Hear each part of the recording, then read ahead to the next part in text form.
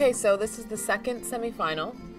That means that whoever wins this round moves on to the final to face Sarah, a very formidable opponent. So, Steve, why don't you pour the glasses and we'll start. We'll start, yes. It's actually a deep, deep purple red. Very purple. Opaque. Terrifying. Yeah. When you get a wine that's as dark and deep as this, you know, you can't see through it. There's a few things it probably is. What do you think of right away? Well, one grape that's this colour, before even I've smelt it or looked at it, could be Zinfandel. I was going to say the one grape that's this color is Syrah, too. Yes, so Syrah's the other one. And I was going to say one grape with this color is Capsov. Yeah, so you can't tell by the color. So there's actually 3 grapes. Well, there's a number of grapes, but it's certainly one of those big red grapes. There's the deeply coloured. Very sort of peppery nose and really ripe sort of black cherries and plums. Very pretty. I like it. Little meaty, grilled meat, you know, bacon thing again, little animal thing going on, also underlying as an underlying nuance. That actually doesn't sound great, but it's a wonderful description actually, and it's something I really like in wine, and in one grape variety in particular that has that. Yes. So, Which is? Syrah. Yeah. So that's where I'm going there as well. So yeah, it's Syrah Shiraz. So the same grape, just different names for the same grape in different parts of the world. But the Shiraz, but it's from Australia. They tend to be, in my books, the Australian Shiraz tend to be a bit sort of more ripe and jammy. If I had to pick between Syrah and Shiraz, I'd go Syrah on this one rather than Shiraz. Well, the really hard part here is where the heck it's from because, again, Syrah is grown all over the world and across the New World and southern France, so that's the hard part. I thought of it for a fraction of a second of Washington State, Syrah, when we started talking about this. BC is kind of like that too, just over the border. It's very well made. It's very sort of modern style. Lots of good conversation, but are we close to? I'm really stumped here.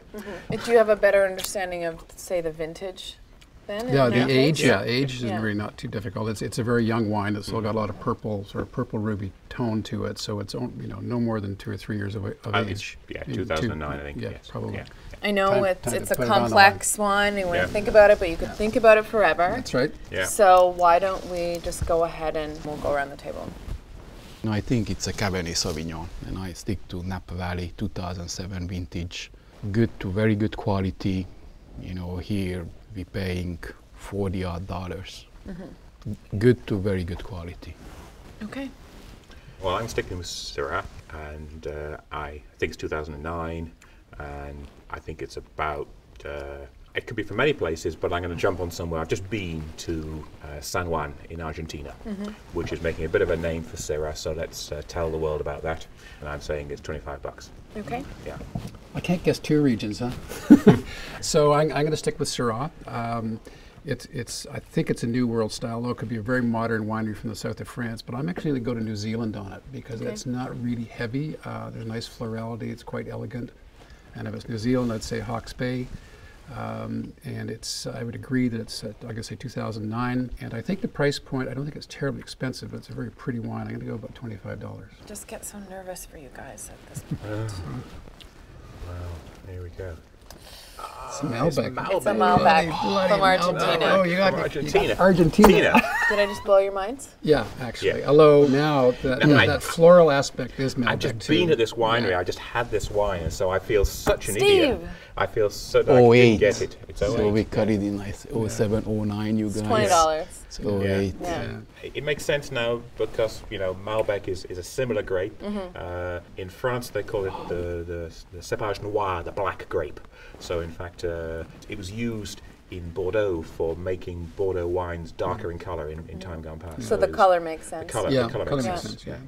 And now the nose does to me too. But there are a lot of sort of New World wines from these classic varieties that have that same kind of lovely, clean berry fruit. Makes everybody realise that we are fallible, and this thing isn't rigged. And I know our viewers love to see us miss them too. Yes, for sure. It hurts me, but they do love it. They do love it. Yeah.